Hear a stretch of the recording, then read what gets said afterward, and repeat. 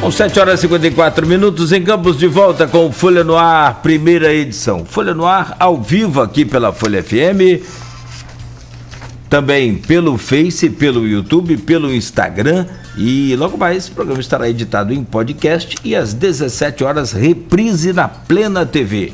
Hoje o programa com Aloysio Abreu Barbosa.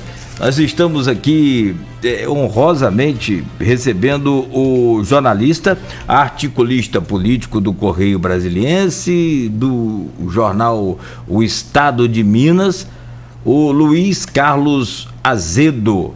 E nesse bloco a gente separou aqui uma pré-pauta para dar um norte aí a essa conversa, que é uma análise do governo Cláudio Castro, que aliás esteve ontem aqui na região e fez questão inclusive de pedir à assessoria que entrasse em contato com a gente na noite anterior para falar neste programa que ele já conhece e falou ao vivo aqui com a gente ontem pelo Skype, respondeu vários temas, inclusive outros que não só das cheias, e uma projeção, meu caro Luiz Carlos Azedo, também há essa eleição agora de 2022 no estado do Rio de Janeiro. Eleições, né? E eu estava contando aqui que eu consegui chegar a 9 pré-candidatos ao governo do estado do Rio.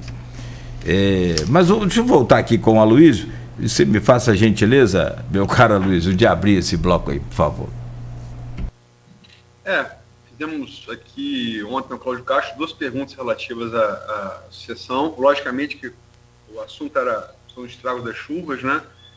Urge, estamos com São da Barra sitiada, com vias alternativas entre Campos e São da Barra. Sobretudo no verão, onde há migração, população transitória de verão entre os 2 municípios, gente que vai e volta todo dia. Isso é um grave problema, né? Com a ruptura de dique em Barcelos. Prometeu ação aqui imediata. Mas, Azedo, como é que você está em Brasília, logicamente, há alguns anos, mas não perde o contato com a realidade fluminense, por óbvio, né? Até como jornalista, como pessoa física. Como é que você vê o governo do Cláudio Castro, um governo meio acidental? Ele ocorre após a saída de Witzel por impeachment, né? Por causa de corrupção, mas tem feito um governo considerado por muitos analistas o melhor adjetivo que eu consigo encontrar é jeitoso, um governo jeitoso, né? Articulado, jeitoso no bom sentido, jeitoso pode ter um mau sentido também, né? E pinta aí com possibilidades de reeleição, né? Tem o Marcelo Freixo, que é um candidato sempre forte, mas que tem um problema do piso alto e do teto baixo, bom no primeiro turno e fácil de derrotar no segundo. Correndo por fora aí pessoas como Paulo Ganimi, deputado federal, que é pré-candidato novo, o ex-prefeito de Niterói, o Rodrigo. Como é que você vê o governo Cláudio Castro, como é que você vê essa disputa para outubro? Bom, deixa eu te falar assim, eu tenho uma visão da política do Rio de Janeiro meio distanciada, porque eu estou fora do Rio há muito tempo, né? Mas eu comecei a acompanhar a política do Rio quando eu trabalhei no jornal Fluminense, antes da fusão, e cobri a constituinte da fusão para o antigo Diário de Notícias. Então, assim, eu tenho muita clareza com relação a uma questão da política do Rio que muita gente não entende, que é o fato de que o Rio tem, vamos dizer assim, tem 3 universos políticos. O universo da antiga Guanabara, o universo da política carioca, o universo da política do antigo Estado do Rio, que pega todo o eixo, partindo de Niterói, pegando a região dos Lagos, norte do estado, região serrana, sul-fluminense, que é uma política que a gente poderia dizer de guerra de posições, e as forças políticas elas são mais enraizadas e as estruturas são mais permanentes, apesar de você ter algumas cidades com periferias numerosas e tal, nas quais se forma uma onda na eleição, né? Mas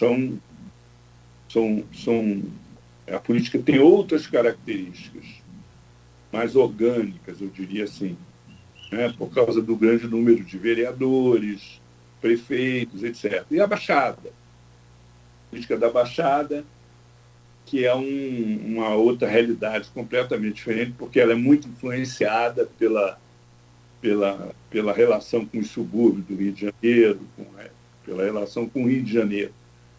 E Niterói, embora Niterói também tenha muita relação com o Rio de Janeiro, São Gonçalo, a política tem mais vida própria, porque foi capital, né? Então, a política da Baixada, ela é diferenciada, tem que ser vista como um universo diferenciado. Por que eu estou falando isso? Porque as pessoas, às vezes, não têm a dimensão do peso que a política, as estruturas do Estado, o governo do Estado tem no interior do Rio de Janeiro, que é muito maior do que na capital.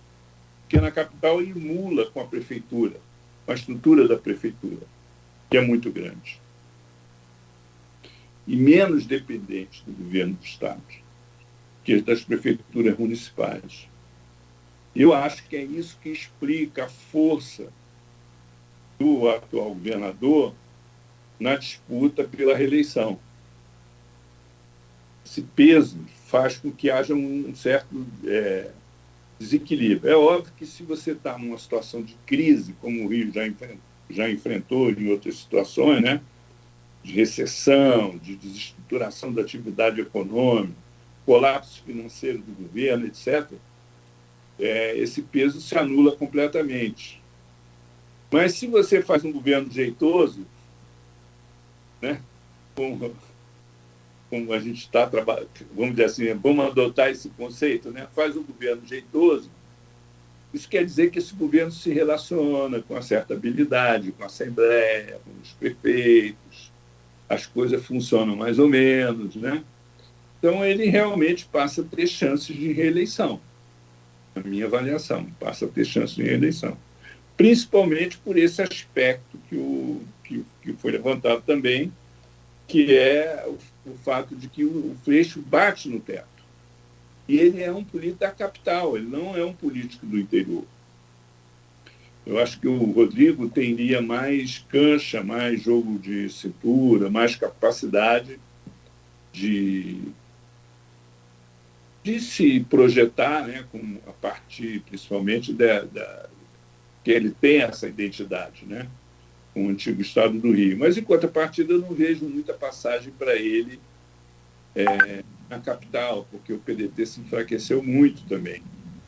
E o Ciro não está empolgando na eleição do Rio e tal. Se me desculpa, Azedo, mas o próprio Rodrigo Neves não emplacou nas pesquisas, né? Ele não... Eu acho que é por isso, entendeu? Ele tem o perfil do cara jeitoso, habilidoso, mas não tem densidade eleitoral, principalmente na capital.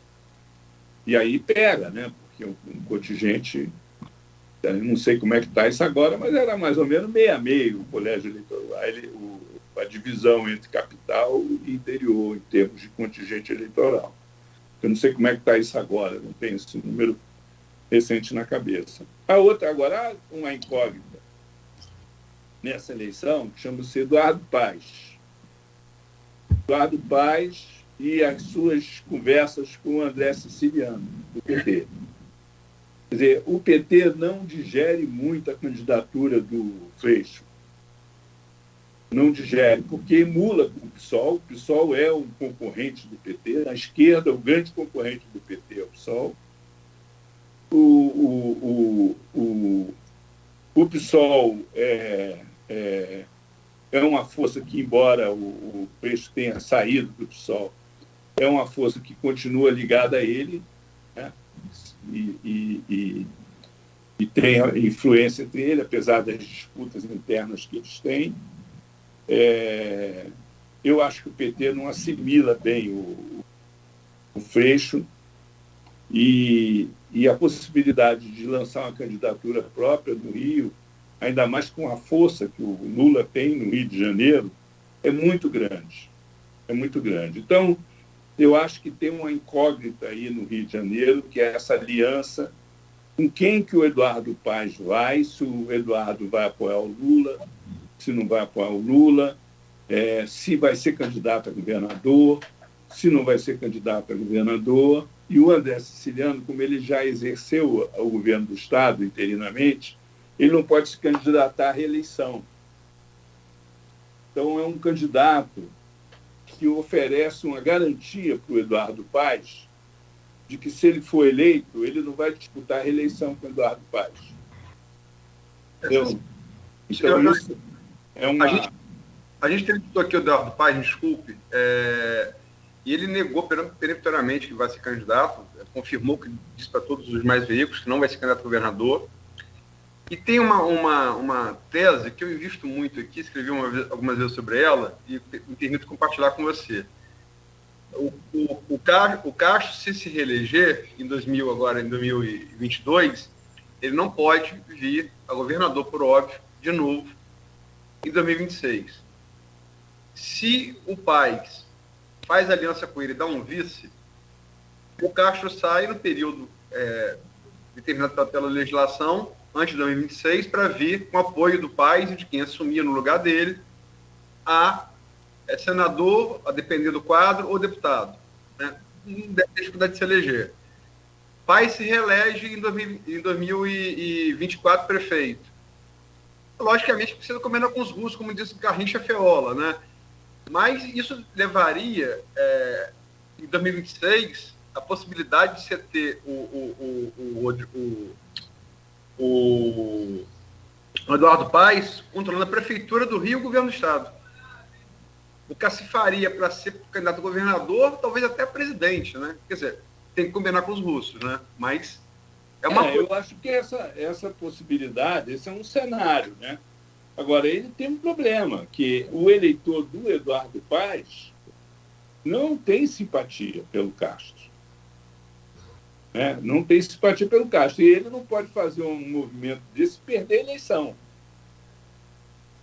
E se ele perder a eleição, ele está no sal. Porque ele vai ter um governador hostil a ele e vai ficar chumbado na prefeitura depois de 2 anos sem mandato. Então, assim, eu acho muito pouco provável que o Eduardo Paes se candidate ao governo do Estado, a não ser que ele tivesse uma vantagem eleitoral muito grande, bombando nas pesquisas e tal. Acho muito difícil. Não descarta a possibilidade do André Siciliano ser candidato e ele apoiar o André Siciliano para garantir um palanque para o Lula no Rio de Janeiro, o apoio do PT, né, mais lá na frente. Descarto isso. Agora, são coisas que, vamos dizer assim, a gente está num momento ótimo para fazer cobertura política, porque você tem um calendário em curso, né? Então, por exemplo, federações, tá? Essa confusão aí com federações. Nós temos 56 dias para resolver isso. Né? Não temos mais que 56 dias. Né?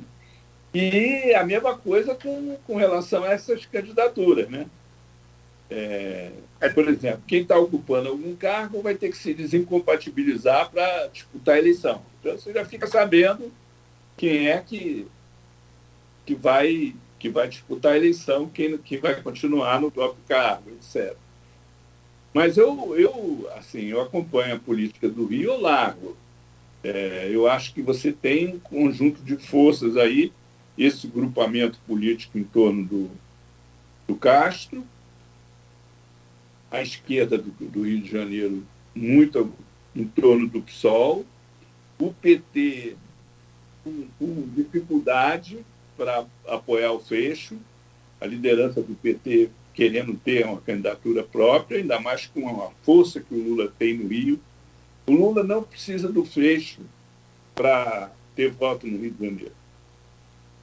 Né? Então, essa coisa aí dá ao PT aquela perspectiva que é característica, inclusive, da liderança do partido, de ir para a aba do chapéu do Lula, disputar a eleição na aba do chapéu do Lula. Né? Então, essa coisa também vai ter que se resolver em algum momento. Não acredito no candidato do Novo. Não acredito que o Ganin possa crescer, né?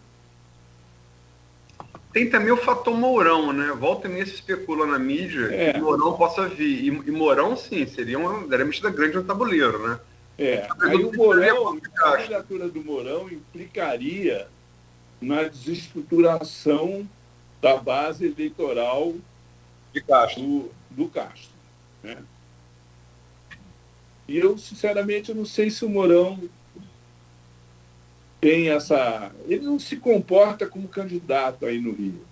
Ele não se movimenta como candidato no Rio. Eu não vejo ele andando o Estado aí no Rio. Vocês veem isso? Eu estou longe. Não. Como candidato, não, mas o nome dele está sempre sendo lançado. Ele nunca negou, né? Não.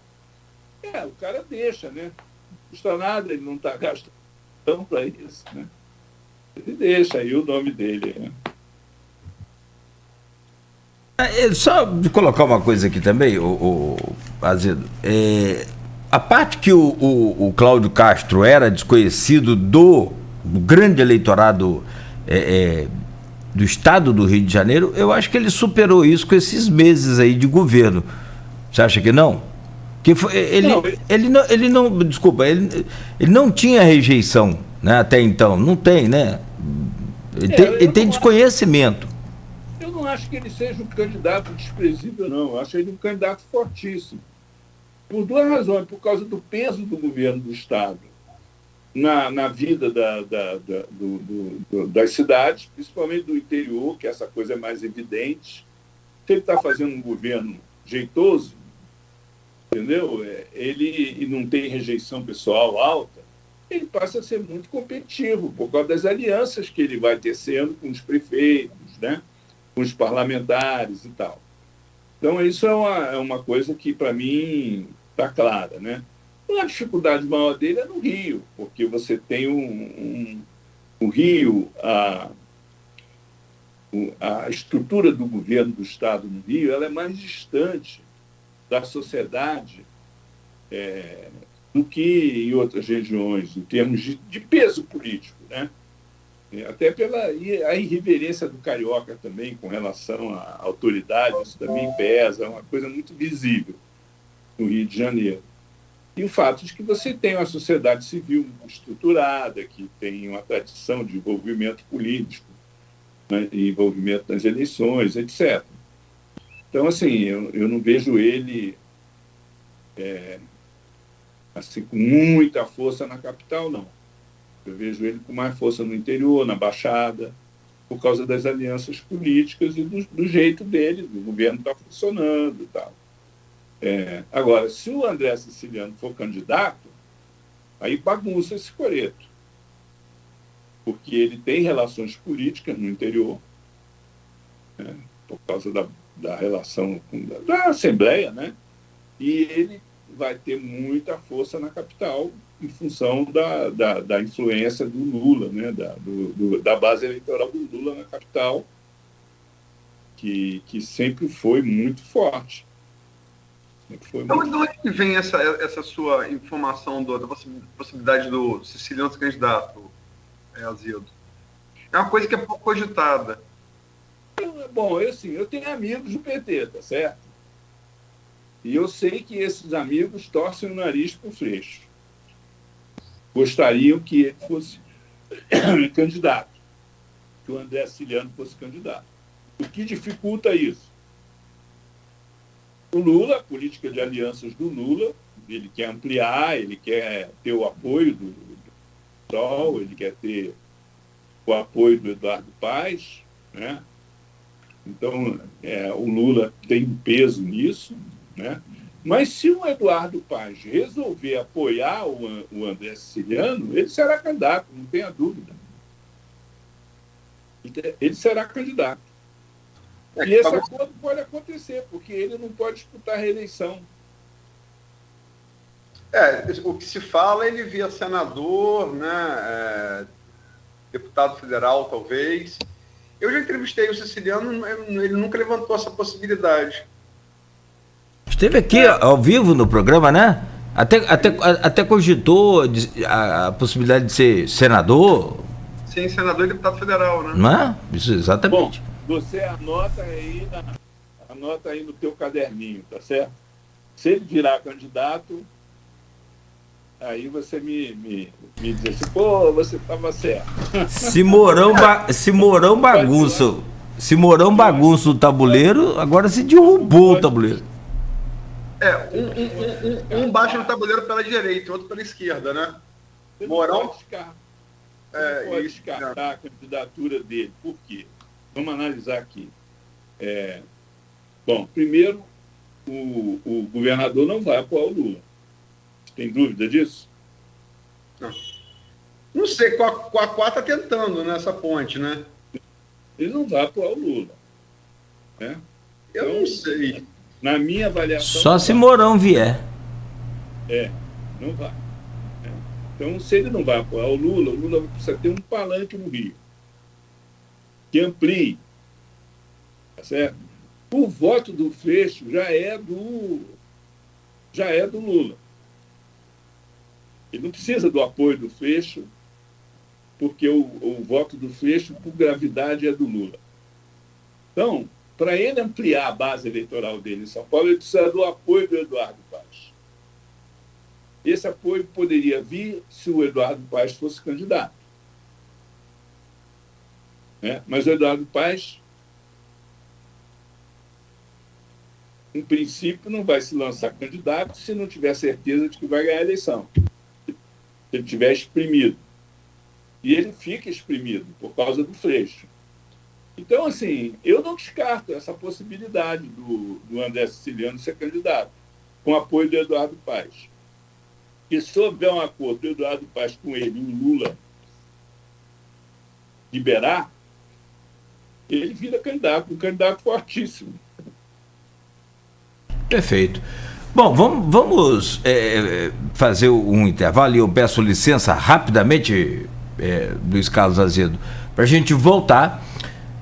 Último bloco, vamos falar de nacional. Vamos para uma projeção às eleições a presidente da República e também uma análise do governo Bolsonaro. São 8h17 em Campos. Você está ouvindo a Folha FM, o Folha no Ar, com o oferecimento de Proteus Serviços de Saúde e Medicina Ocupacional, qualidade certificada ISO 9001-2015, Unimed Campos, cuidar de você. Esse é o plano. Laboratórios Plínio Bacelar e o apoio Unicred Norte Lagos. Quem conhece, valoriza. Adquira